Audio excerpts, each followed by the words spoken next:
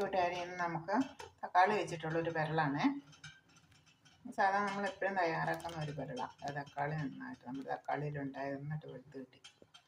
തക്കാളിയും പച്ചമുളകും കൂടെ ലേശം വെള്ളം ഒഴിച്ച് വേവിച്ച് തേങ്ങ അരച്ച് ചേർത്തിട്ടുള്ളൊരു പെരളാണ് ഉപയോഗിക്കുന്നത്. തേങ്ങ അരച്ച് ചേർക്കാതെ വരുമ്പോഴാണ് ശരിക്കും പെരളെന്ന് പറയുന്നത്. തേങ്ങ അരച്ച് ചേർക്കുക തക്കാളിക്ക്.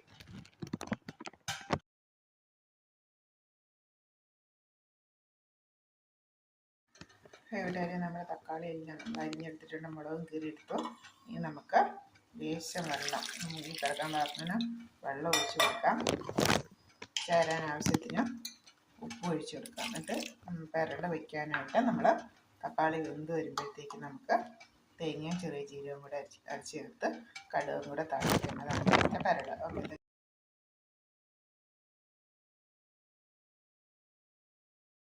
നമ്മുടെ പെരളിന് തേങ്ങ ചിരണ്ടി എടുത്തു, മഞ്ഞൾപ്പൊടി എടുത്തു, മുളക് പൊടി എടുത്തു, പിന്നെ ചെറിയ ജീരകം എടുത്തു. ഇത്ര നമുക്ക് നന്നായിട്ട് നല്ല പേസ്റ്റ് പോലെ അരച്ചെടുക്കാം. എന്നിട്ട് നമുക്ക് ചേർത്താൽ മതി. നമ്മുടെ പെരളിൻ്റെ തക്കാളി നന്നായിട്ട് നല്ല തക്കാളി മുളകും ഉപ്പൊഴിച്ച് നന്നായിട്ട് വന്നിട്ടുണ്ട്. ആവി പറക്കുന്നതുകൊണ്ട് നമുക്ക് ഇതിൽ ക്ലിയർ ആവുന്നില്ല.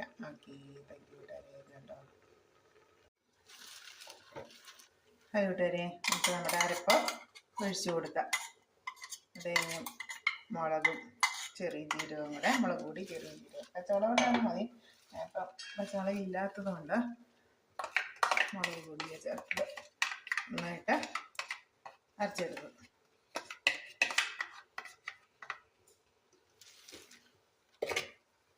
ഇത്തിരി സ്വല്പം വെള്ളം കൂടി ചേർത്ത് കൊടുക്കാം.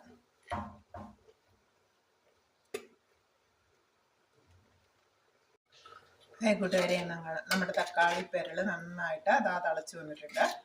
ഉണ്ടോ? തക്കാളി അത്യാവശ്യം ചാറുമുണ്ട്, എന്നാൽ പെരളായിട്ട് തന്നെയാണ് ഇരിക്കുന്നത്. ഒരുപാട് വെള്ളമില്ല. ഇതാണ് നമ്മുടെ ഇന്നത്തെ പെരള തക്കാളി കൊണ്ടുള്ള പെരള.